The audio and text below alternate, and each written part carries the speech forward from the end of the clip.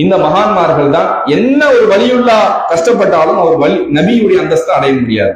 ஆனா எல்லா நபிமார்களும் வலிமார்கள் தான். குல்லு நபியின் வலியும் வலைச குல்லு வலியும் பி நபியின். எல்லா நபிமார்களும் வலிமார்கள், ஆனால் எல்லா வலிமார்களும் நபிமார்களுடைய அந்தஸ்தை அடைய முடியாது.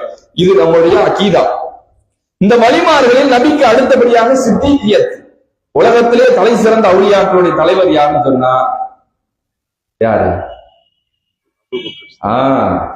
சித்திகுல் அக்பர், அபூபக்கர் ரலியல்லாஹு அன்ஹு. இவங்கதான் வலிமார்களின் தலைவர். இங்க ஒரு டிபேட் ஓடும். இல்ல ஹஜரத் அலி ரலியல்லாஹு அன்ஹு. அது நம்முடைய நிலைப்பாடு அல்ல, அது ஷியாக்களுடைய நிலைப்பாடு.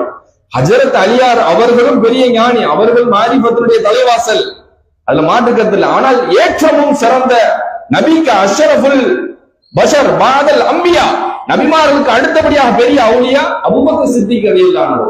அவர்கள் இருந்தா நக்ஷபந்தியா தரீகா வருது. ஆனால் அவங்க காலத்துல சஹாபாக்கள் நிறைஞ்சிருந்தாங்க, அதனால தரீக்கத்து அவசியம் இல்லை. எல்லா சஹாபியுமே அவுலியாவா இருக்காங்க.